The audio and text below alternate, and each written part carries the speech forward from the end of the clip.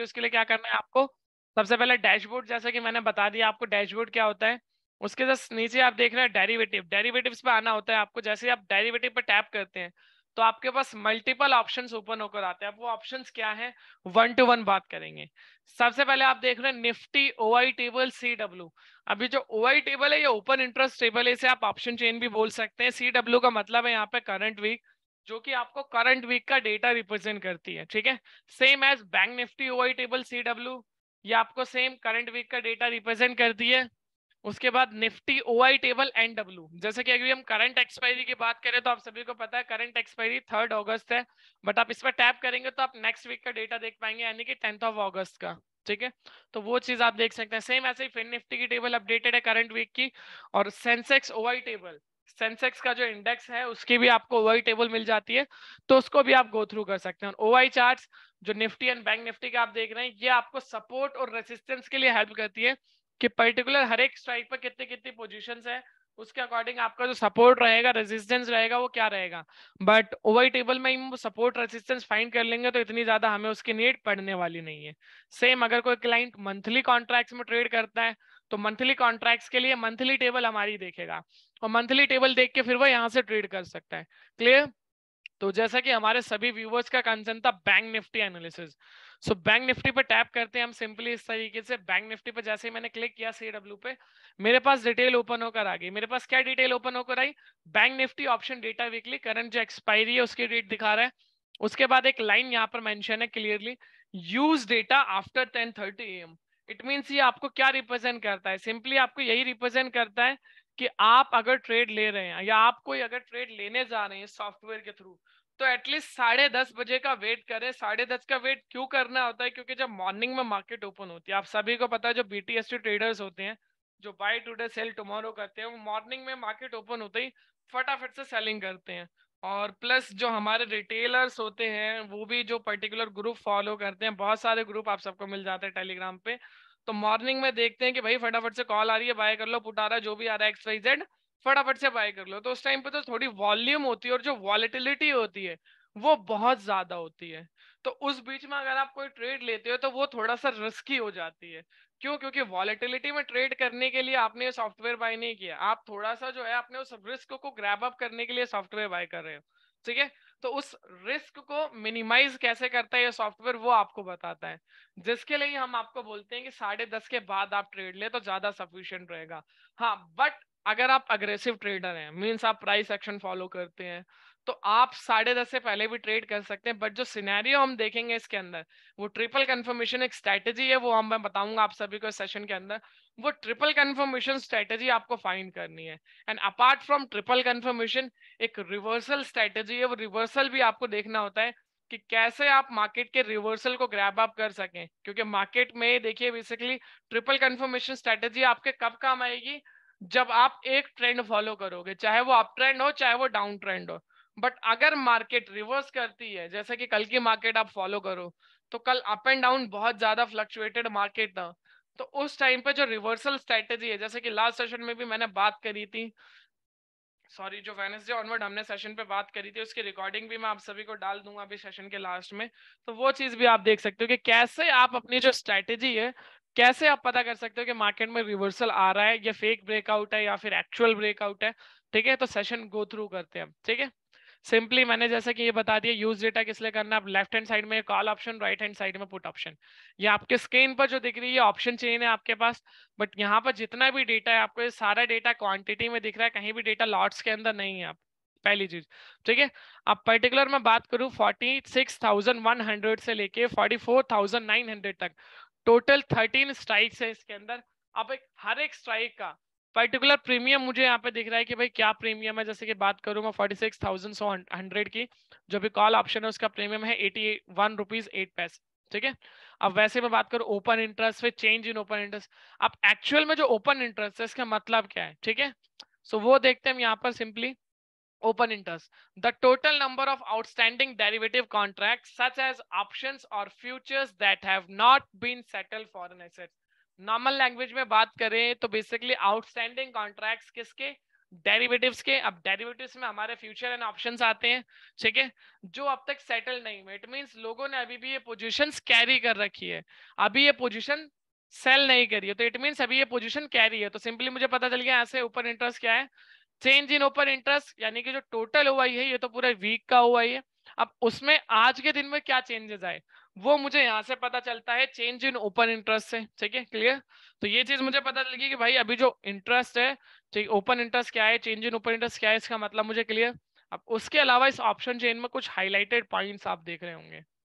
अब ये highlighted points क्या है, 1 to 1 बात करेंगे इसके ऊपर। जैसे कि सबसे पहले आप अगर ये देखो एक स्ट्राइक के अंदर जो आपको हाईलाइटेड पॉइंट दिख रहा है, ये दिख रहा है 45,500 पर। ये आपको क्या रिप्रेजेंट करता है, ये आपको एक डायरेक्शनल मूव देता है कि भाई आज जो मॉर्निंग में बैंक निफ्टी ओपन हुआ वो अराउंड इसी लेवल के आसपास ओपन हुआ, 45,500 के आसपास। तो ये क्या है बेसिकली हमारा, ये हमारा एटीएम हो गया एट द मनी से हम बोलते हैं, क्योंकि आज मॉर्निंग में जो मार्केट ओपन हुआ, बैंक निफ्टी जो ओपन हुआ वो इसी प्राइस के नियर बाय हुआ 45,500। तो ये हमारा एटीएम हो गया। इसलिए आप ये जो परसेंटेज देख रहे हो एटीएम के नियर बाई, आप सबसे ज्यादा बाइंग और सेलिंग मोमेंटम देखोगे, क्योंकि जो ट्रेडर है जो भी मार्केट की नॉलेज रखता है वो ओटीएम कभी भी प्रेफर नहीं करता है, ठीक है। वो ज्यादातर जो फोकस रखता है एटीएम पे रखता है, या फिर आईटीएम जो in the money option Greeks आप सभी को पता ही होंगे क्लियरली, ठीक है। तो सिंपली यहाँ से मुझे पता चल गया कि भाई ये हमारा एटीएम हो गया। अब ये क्या है, ये 574,955 4,175, ये एक्चुअल में क्या आपको रिप्रेजेंट करता है, ठीक है। सबसे पहले जैसा कि अगर मैं बात करूं, यही किसी की बात करता हूं जो 4,000 अप्रोक्सीमेटली दिखा रहे हैं, क्या है, अगर मैं बात करूं ये टोटल ओवाई है, मेरा टोटल ओवाई है 15,36,000, यही है एक्चुअल टोटल ओवाई। बट आज कितना फ्रेश ओवाई आया है, आज आया है 15 लाख ओवाई, जिसमें से कल की पोजीशन अगर मैं बात करूं तो कल कितनी पोजीशन थी, जस्ट 36 लाख। तो ऑलमोस्ट आप देख सकते हो कितना ज्यादा एक्स्ट्रा हुआ है, यानी कि 4,176% एक्स्ट्रा ओआई बिल्ड हुआ है एज कंपेयर टू कल की पोजीशन के मुकाबले आज। तो वो ये परसेंटेज आपको रिप्रेजेंट करता है। टोटल ओआई है 38,61,000, बट आज आया है 34,95,000। तो उसके अकॉर्डिंगली बात करें तो 955% एक्स्ट्रा ओआई बिल्ड हुआ है। सेम इस तरीके से पुट साइड में भी वही सिनेरियो रिप्रेजेंट होता है, 319%, 828% यहाँ पर एक्स्ट्रा ओआई बिल्ड हुआ है, क्लियर, ये चीज क्लियर। अब बात कर लेते हैं, जैसे कि मैंने आपको बताया था कि आपको ओआई चार्ट नहीं देखना पड़ेगा सपोर्ट और रेसिस्टेंस के लिए, वो हम ओआई टेबल में ही सीखेंगे कि किस तरीके से आप सपोर्ट और रेसिस्टेंस को ग्रैब कर सकते हो और फिर उसके अंदर एक अपॉर्चुनिटी देख सकते हो, क्लियर। तो सिंपली अगर मैं कॉल साइड में देखूं तो अगर मैं 46,100 से लेके 44,900 के बीच में सबसे ज्यादा जो ओआई बना हुआ है, यानी कि सबसे ज्यादा जो पोजीशन अभी भी पेंडिंग है, वो किस प्राइस पे पेंडिंग है, 46,000 के स्ट्राइक पे पेंडिंग है, जहां पर ऑलमोस्ट 44 लाख कॉन्ट्रैक्ट है जो अभी रनिंग कर रहे हैं एज ऑफ नाउ, ठीक है। अब मैं गैप की बात करूं तो गैप तो माइनर है यहाँ पे, क्योंकि 45,500 पे 38 लाख ऑलरेडी है। बट अभी जो ओआई है, तो यहाँ से मुझे क्या पता चलता है, कॉल साइड में सबसे ज्यादा जहां पर ओआई बिल्ड है, वहां से मुझे मार्केट का जो रेजिस्टेंस है वो पता चलता है कि भाई ये ऊपर की तरफ में जो बैंक निफ्टी है उसका रेजिस्टेंस ये हो गया। अब मैं बात करूं अगर सपोर्ट की, तो सेम मैं पुट साइड में देखूंगा सबसे ज्यादा ओआई कहाँ पर बिल्डअप है, तो वो है बेसिकली यहाँ पर 45,500 पर, जहां पर ऑलमोस्ट 35 लाख कॉन्ट्रैक्ट्स है जो अभी भी रनिंग में है। तो यहां से मुझे पता चल गया सपोर्ट, ठीक है, क्लियर। तो रेसिस्टेंस हो गया मेरा ये 46,000, सपोर्ट हो गया मेरा 45,500। तो मुझे एक पर्टिकुलर रेंज मिल गई मार्केट की। अब एक्चुअल में अगर मैं बात करूं सपोर्ट और रेसिस्टेंस की, तो कैसे आप इसमें एक स्ट्रैटेजी भी है, मैंने दे देता हूं अभी आपको लास्ट में, ठीक है। तो सिंपली पहली चीज इसका मतलब पता होना चाहिए आपको। अब क्लियरली यहाँ पर आप देख सकते हो support level is a price level where the price tends to find support as it going down. Normally अगर मैंने यहाँ पे एक प्रैक्टिकली एग्जांपल लिया हुआ है गोल्ड के चार्ट का, आप इसको देख सकते हैं यहाँ पर। सिंपली ये चार्ट ने यहाँ पर टच किया जैसे गोल्ड की कैंडल ने, ठीक है, अगेन क्या हुआ, बाउंस बैक मिला, सपोर्ट से बाउंस बैक, फिर वही सिनेरियो रिपीट करके फिर अगेन बाउंस बैक, वही scenario again and again repeat होता है। मींस मार्केट यहाँ से क्या क्लैरिफिकेशन देती है कि मार्केट जब सपोर्ट पर हो तो नेक्स्ट डाउन आने से पहले उसको एक ना एक ब्रेकआउट देगी, अपसाइड में अप मूव देगी, तभी वो ब्रेकआउट करके नीचे आएगी।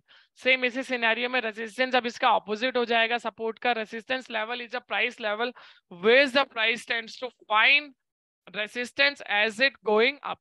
अब नॉर्मली इसका अपोजिट हो गया यहाँ पर। अब यहाँ पर कैंडल ने टच किया सेम, फिर डाउनफॉल थोड़ा सा, फिर वी शेप बनी यहाँ पर, फिर अगेन डाउन, फिर इस सिनेरियो में थोड़ा सा कंसोलिडेट करके लेकिन अगेन रेजिस्टेंस से डाउन, फिर वही सिनेरियो यहाँ पर रिपीट करके डाउन। तो इट मींस एक क्लैरिफिकेशन मिल जाती है मुझे कि भाई मार्केट जब रेजिस्टेंस की तरफ हो तो एक डाउन मूव थोड़ा सा आ सकता है, और मार्केट जब सपोर्ट की तरफ हो तो एक अप मूव आने की प्रिपरेशन करता है। क्लियर? इसको आप इंप्लीमेंट कर सकते हो लाइव मार्केट में भी। अगर आप इस स्ट्रेटजी को फॉलो करते हो तो 10 में से 7 बार आपको इसके रिजल्ट्स पॉजिटिव मिलेंगे, जैसा कि मैंने आप सभी को बार बार दिखाया भी है सेशन के अंदर कि किस तरीके से आप इसको फॉलो कर सकते हो। ठीक है, क्लियर? अब आ जाते हैं मेन और प्राइमरी जो हमारा कॉन्सेप्ट रहता है, ट्रिपल कंफर्मेशन स्ट्रेटजी। कोई भी एक ट्रेड लेने से पहले आपको ट्रिपल कंफर्म होना पड़ता है, और उस ट्रिपल कंफर्मेशन को कैसे आप गो थ्रू करोगे और कैसे फिर उसको ग्रैब अप करोगे उसके ऊपर बात करेंगे। क्लियर? तो सिंपली मैंने यहाँ पे देखा, मैंने आप सभी को बताया था यूज डेटा आफ्टर 10:30 AM। अभी करंट डेटा की अगर हम बात करें तो यहाँ पर आपको इंट्राडे डेटा में आना है। यहाँ पर आपके पास दो टाइम फ्रेम है, 5 मिनट और 15 मिनट। दोनों में से जिस भी टाइम फ्रेम में आप कंफर्टेबल है उस टाइम फ्रेम को यूज कर सकते हैं। जैसे कि मैं ज्यादातर जो प्रेफर करता हूँ वो 5 मिनट के टाइम फ्रेम को करता हूँ। क्यों 5 मिनट के टाइम फ्रेम को मैं ज्यादा प्रेफर करता हूँ? क्योंकि जब मॉर्निंग में, ठीक है, या कभी भी आप देखते हो मार्केट के अंदर जो इस टाइम पे वॉलेटिलिटी है, वॉलेटिलिटी बहुत ज्यादा है मार्केट के अंदर। तो अगर मैं 15 मिनट का डेटा का वेट करूंगा तो नेक्स्ट डेटा मेरे पास कब आएगा? जैसे कि लास्ट डेटा मेरे पे 11:45, अब नेक्स्ट डेटा आएगा कब? जब 12 बजेंगे, यानी कि आफ्टर 15 मिनट्स। अभी क्या हो रहा है? 11:53। तो मुझे अगली अगर पोजीशंस देखने के भाई अगला आगे क्या चल रहा है मार्केट में, अभी मार्केट किस रेंज में जा रहा है भाई, तो वो मैं कहाँ से देख पाऊंगा? वो तो मुझे पता ही नहीं अगर मैं 15 मिनट का, क्योंकि नेक्स्ट डेटा 15 मिनट बाद आएगा। तो इसलिए अगर आप 5 मिनट का टाइम फ्रेम यूज करेंगे सॉफ्टवेयर के अंदर तो ज्यादा आप रिलाई कर सकते हो ड्यूरिंग द वॉलेटिलिटी, जब वॉलेटिलिटी हो मार्केट के अंदर। हाँ, मार्केट अगर थोड़ा सा कम वॉलेटाइल हो तो उस टाइम पर आप 15 मिनट का टाइम फ्रेम यूज कर सकते हैं। बट ज्यादा प्रेफरेंस मेरी फिर भी रहेगी कि आप 5 मिनट का टाइम फ्रेम यूज करें, क्योंकि यहाँ पर आपको डेटा ज्यादा देखने को मिलता है। जितना ज्यादा डेटा आपको देखने को मिलेगा उतनी ज्यादा ही आप अपनी जो एनालिसिस है या उतनी ज्यादा आप अपनी ट्रेड को एक्यूरेट कर पाएंगे। क्लियर? तो सिंपली अब जैसे कि लास्ट डेटा के अकॉर्डिंगली हम बात कर लेते हैं 11:50 का। जो 11:50 का डेटा है ये हमें क्या बोल रहा है? ठीक है, इसमें एक ट्रिपल कंफर्मेशन स्ट्रेटेजी है, तो आप फटाफट से स्नैपशॉट ले लीजिएगा जो ट्रिपल कंफर्मेशन स्ट्रेटेजी है। इसका स्नैपशॉट आप सभी ले सकते हैं, मैं 1 to 1 इसके आपको बारे में बताऊंगा ये क्या है ये कंफर्मेशन। जिसमें सबसे पहली कंफर्मेशन आप देख रहे होंगे कि चेंज इन ओपन इंटरेस्ट का टोटल जिस भी तरफ कम रहेगा, ठीक है, यहाँ पे क्लियरली मेंशन है change in open interest total is less, मतलब जिस भी तरफ का चेंज इन ओपन इंटरेस्ट का टोटल कम रहेगा, पहली कंफर्मेशन उस डायरेक्शन में रहेगी मेरी। Second confirmation PCR. अब पीसीआर की यहाँ पे फुल फॉर्म लिखी हुई है, आप सभी देख सकते हो, पुट कॉल रेशियो। इसमें क्या आपको रिप्रेजेंट करता है पीसीआर? सबसे पहले पीसीआर आपको एक ट्रेंड कैप्चर बताता है कि भाई अगर पीसीआर 1.25 से अबव है then buy call option. It means क्या है कि मार्केट पॉजिटिव साइड है 1.25 से अबव। सेम अगर 0.80 के नीचे है तो मार्केट डाउन साइड रहेगी, तो वहां पर आपको पुट ऑप्शन की तरफ जाना है। तो यहाँ से आपको पीसीआर के थ्रू ट्रेंड पता चल गया कि अभी पॉजिटिव साइड रहने वाली है मार्केट या नेगेटिव साइड रहने वाली है। क्लियर? पहली चीज। अब last and final, triple confirmation strategy. ठीक है, both signal are same direction. Means अगर मैं बात करूं दोनों सिग्नल्स की तो एग्जांपल्स में मैंने दिए हुए। सबसे पहला सिग्नल है ऑप्शन सिग्नल, दूसरा सिग्नल है वी वेब सिग्नल। ये दो सिग्नल्स इसके अंदर दिए हुए हैं। ठीक है, अब दोनों सिग्नल्स की अगर मैं बात करूं तो दोनों सिग्नल जैसे कि ये बाय है, ये भी बाय है। अगर दोनों सिग्नल सेल है तो सेल हो, ऐसा ना हो कि ऑप्शंस में बाइंग हो रही है और वी वेब जो है वो सेलिंग के लिए बोल रहा है हमें। तो इस सिनेरियो में कोई भी स्ट्रेटेजी मैट नहीं करेगी क्योंकि वहां पर ट्रिपल कंफर्मेशन स्ट्रेटेजी मैट नहीं हो रही है। आप प्रैक्टिकली देखते हैं जैसे कि 11:55 हो रहे हैं तो करंट डेटा हमारे पास आ चुका है 11:55 का।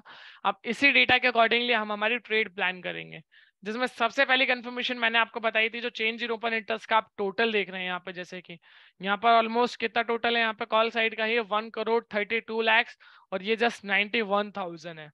सो सेम यही टोटल जो आप चेंज इन ओपन इंटरेस्ट का कॉल एंड पुट साइड का देख रहे हो यहाँ पर आपको देखने को मिलता है। कॉल साइड का ये रहा change in open interest, put side का ये रहा चेंज इन ओपन इंटरेस्ट। तो कॉल साइड की अगर मैं बात करूँ तो अभी कितना ओआई है यहाँ पर 1,31,00,000 जो है कॉल साइड में पोजिशन है अभी।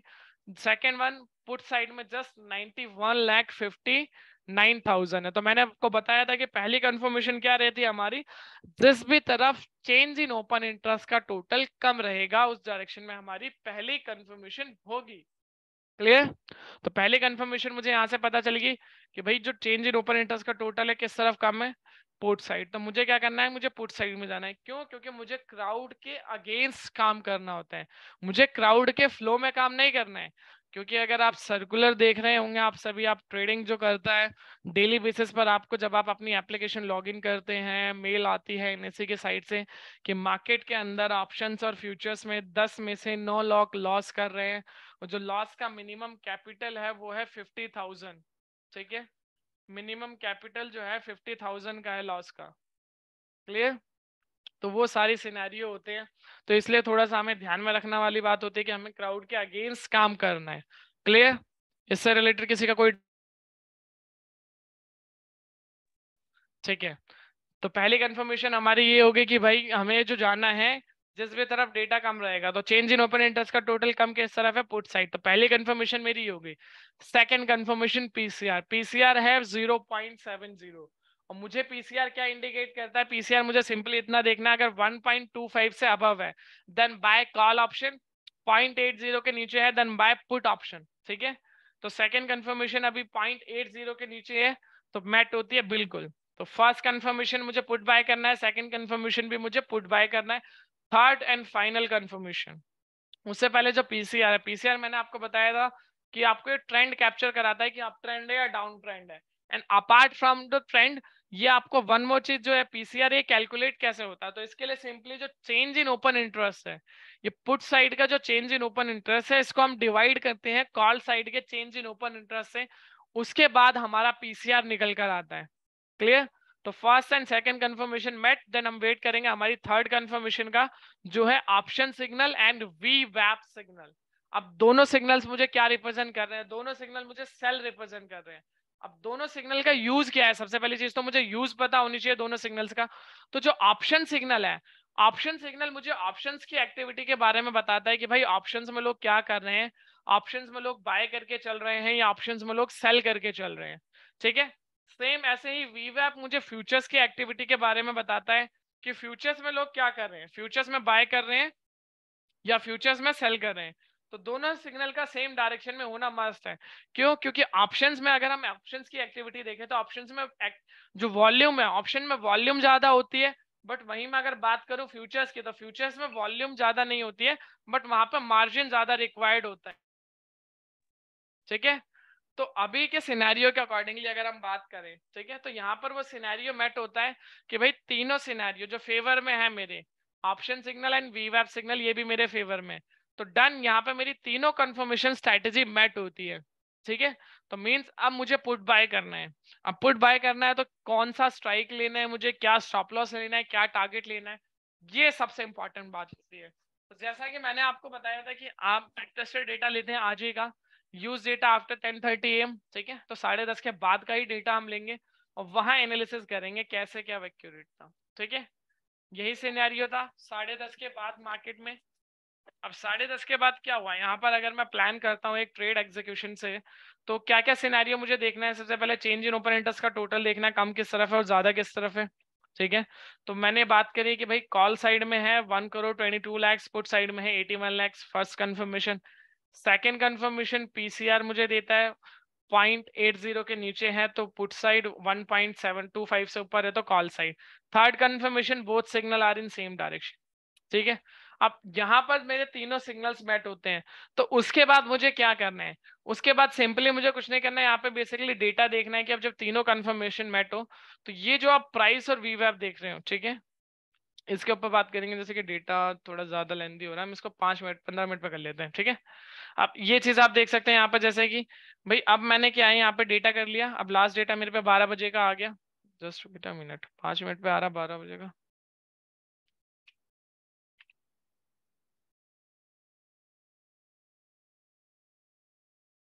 ठीक है, क्लियर।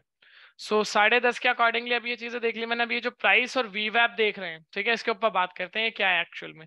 सो बेसिकली यहाँ पर आप जो प्राइस देख रहे हैं, ठीक है, ये फ्यूचर्स का प्राइस है, ये आपके पर्टिकुलर स्पॉट का प्राइस नहीं है, पहली चीज क्लियर कर देता हूँ। और उसी फ्यूचर्स के प्राइस पे वीवैप का एक इंडिकेटर आता है जो यहाँ पे मेंशन है, इसको प्रैक्टिकली हम देखेंगे। कहीं आप ये सोचे कि भाई अभी करंट में तो बैंक निफ्टी चल रहा है यहाँ पे 45,626, बट आप अपनी एप्लीकेशन में देखोगे तो वो 45,400 के अराउंड दिखाएगा आपको, जिसको यहाँ पर हम प्रॉपरली एक बार ओपन कर लेते हैं। ठीक है, just wait a minute.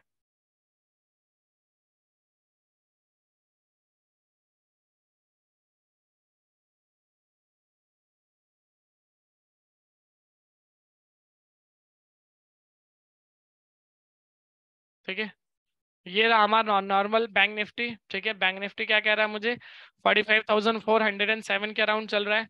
But same अगर मैं यहीं पे आके बैंक इंडेक्स फ्यूचर्स ओपन करता हूँ तो अब मैं आगे एक्यूरेट 45,600 के नियर बाय। ठीक है, अब इसमें मुझे क्या करना है, इंडिकेटर्स में गया मैं ट्रेडिंग व्यू पे, यहाँ पे मैंने सर्च किया वी वैप, volume weighted average price. Simply मैंने ये लगा दिया यहाँ पर। अब इसको थोड़ा सा हाईलाइट कर लेते हैं क्योंकि अभी आपको मेंशन क्लियर नहीं हो रहा होगा। ठीक है, ये ब्लू लाइन है, इसको थोड़ा सा डार्क कर लेते हैं, ये रहा। ठीक है, अब ये आपको क्या कंसर्न रिप्रेजेंट करता है इसके ऊपर बात करते हैं।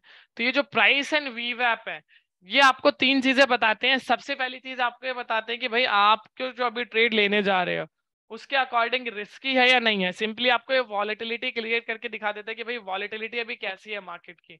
तो सीधी सी बात है, अगर वॉलेटिलिटी हाई होगी तो रिस्क भी हाई होगा, वॉलेटिलिटी कम होगी तो रिस्क भी कम होगा। क्लियर? तो सिंपली यहाँ पर पहली चीज आपको ये बताता है। सेकंड, आपको स्ट्राइक लेने में हेल्प करता है कि आप जो हमारी तीनों कंफर्मेशन मैट हो रही थी, जैसे कि 10:30 भी मैट हो रही थी और अभी भी मैट हो रही है, तो उसके अकॉर्डिंग मुझे ट्रेड प्लान करनी है तो किस तरफ प्लान करनी है। तो जब मेरी यहाँ पे तीनों कंफर्मेशन मैट हुई तो उससे मुझे स्ट्राइक मिल जाएगा। और सबसे लास्ट जो तीसरी चीज मुझे बताएगा ये वीवैप और प्राइस, स्टॉप लॉस क्या लेना है मुझे जो ट्रेड लेनी है, और उसके अकॉर्डिंग मुझे फिर टारगेट क्या प्लान करना है। क्लियर? तो सिंपली उसके लिए सबसे पहले आप देख लेते हैं जो प्राइस और वी वैप है, इनके बीच का गैप देखना होता है मुझे। जितना आप वी वैप और प्राइस में गैप कम होगा, आपकी एंट्री उतनी ज्यादा रिस्क फ्री रहेगी। जितना प्राइस और वी वैप में गैप बढ़ता जाएगा, मार्केट में रिस्क उतना ज्यादा बढ़ता जाएगा। ये चीज याद रखिएगा, जितना कम गैप उतनी अच्छी एंट्री और उतना ज्यादा कम रिस्क। जितना ज्यादा गैप उतना ज्यादा रिस्की और एंट्री भी फिर वहां पर बहुत ज्यादा वॉलेटाइल रहती है। ठीक है, तो पहली चीज, और गैप कितना कितना बियर कर सकते हो आप। अगर मैं बात करूं फ्रेश एंट्री के लिए, अगर आप एक फ्रेश एंट्री बनाने जा रहे हैं बैंक निफ्टी के अंदर, तो वहां पर आपका गैप होना चाहिए 40 से 50 पॉइंट मैक्सिमम फ्रेश एंट्री की। और अगर हाईली वॉलेटाइल में भी ट्रेड करना है तो गैप ज्यादा से ज्यादा 120 130 पॉइंट। इससे ज्यादा गैप अगर आपको प्राइस और वी वैप में दिखता है तो अवॉइड कर दें, अगर आप रिस्क टेकर नहीं है। हाँ, अगर आप उस लेवल पर रिस्क बियर कर सकते हो तो उसके अकॉर्डिंगली आप स्टॉप लॉस और टारगेट लगाएंगे। वो कैसे लगाएंगे मैं अभी आपको बताऊंगा इसके अंदर। ठीक है, तो सिंपली मैंने गैप देखा अभी कितना गैप है, जस्ट 23 पॉइंट का गैप था। और हमारी जो सिनेरियो थी कि 40 to 50 पॉइंट्स इनफ गैप होता है फ्रेश एंट्री के लिए, यानी कि परफेक्ट गैप था। तो मुझे ये पता चल गया कि भाई ट्रेड में रिस्क तो है ही नहीं, अभी ना के बराबर है, क्योंकि जस्ट 23 पॉइंट का गैप है, माइनर सा गैप है।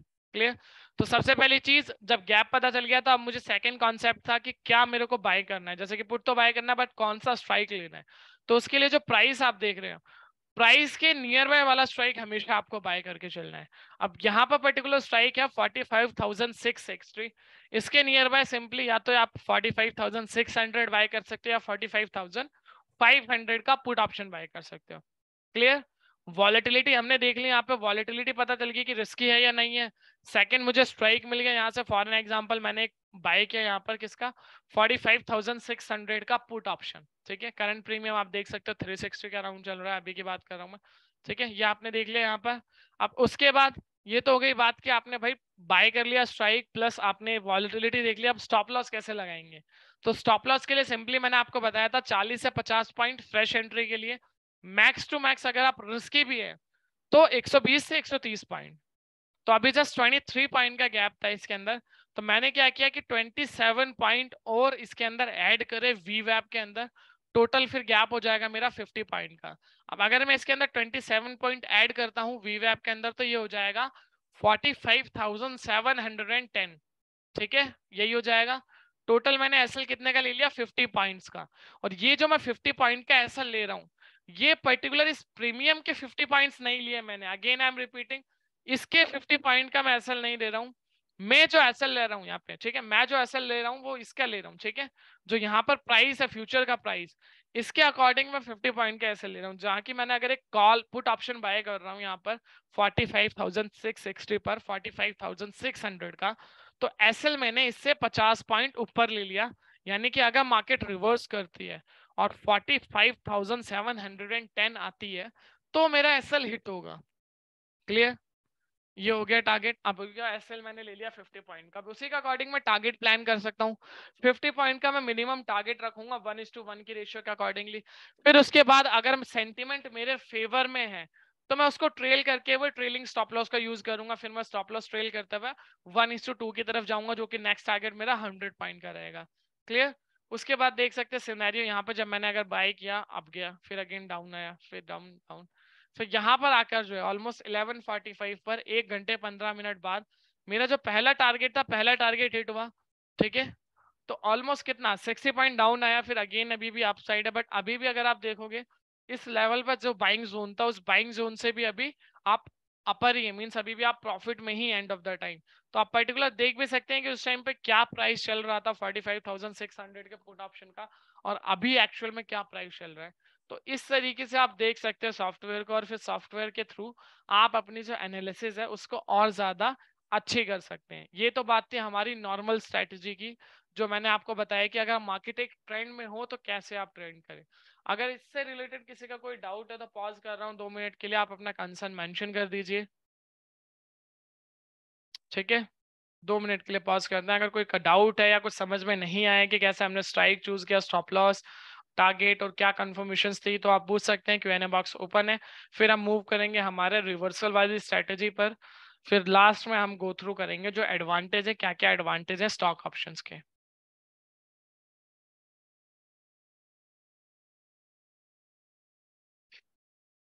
बोर हो गया तो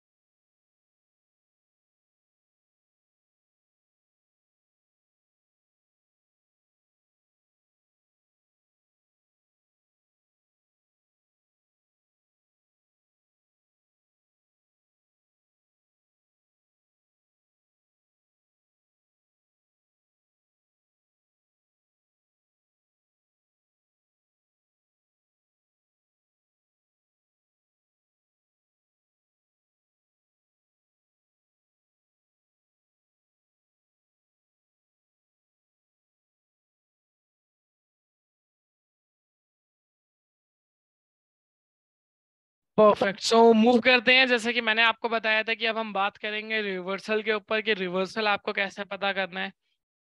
तो सिंपली रिवर्सल पता करने के लिए आपको ये जो तीनों कंफर्मेशन मैंने आपको बताई, इन्हें आपको बायफॉर्गेट करना है। वहां पर आपको ये तीनों कंफर्मेशन नहीं देखनी है बिल्कुल भी। ठीक है। क्यों? क्योंकि रिवर्सल में आपको सिंपली यहाँ पे सिनेरियो क्या बनता है कि भाई कैसे, अब रिवर्सल हम निफ्टी के अंदर देखने की कोशिश करते हैं। परफेक्ट। ठीक है। कैसे अब रिवर्सल आप पता कर सकते हैं उसके ऊपर बात करेंगे।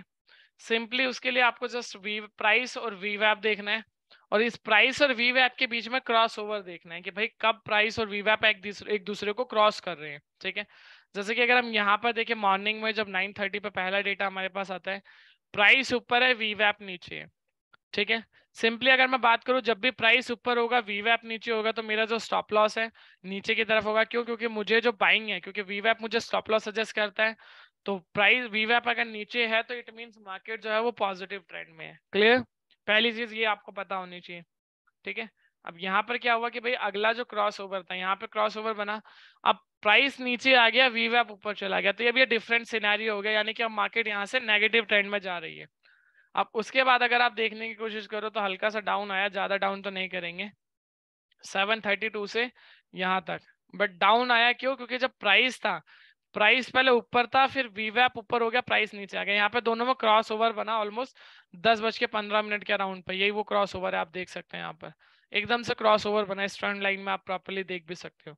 तो उसके बाद क्या हुआ, निफ्टी डाउन, और अभी भी डाउन साइड में ही ट्रेड करता हुआ दिख रहा है, ये जो लेवल था।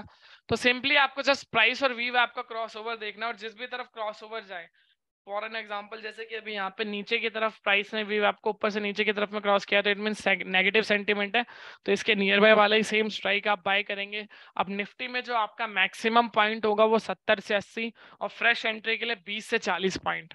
ठीक है। वो गैप आपको देखना है। क्लियर। तो उसके अकॉर्डिंगली फिर आप अपनी ट्रेड प्लान कर सकते हैं।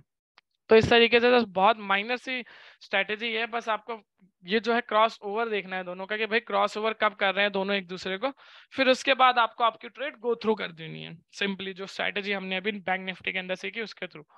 अब मूव करते हैं हमारे फाइनल टॉपिक पर।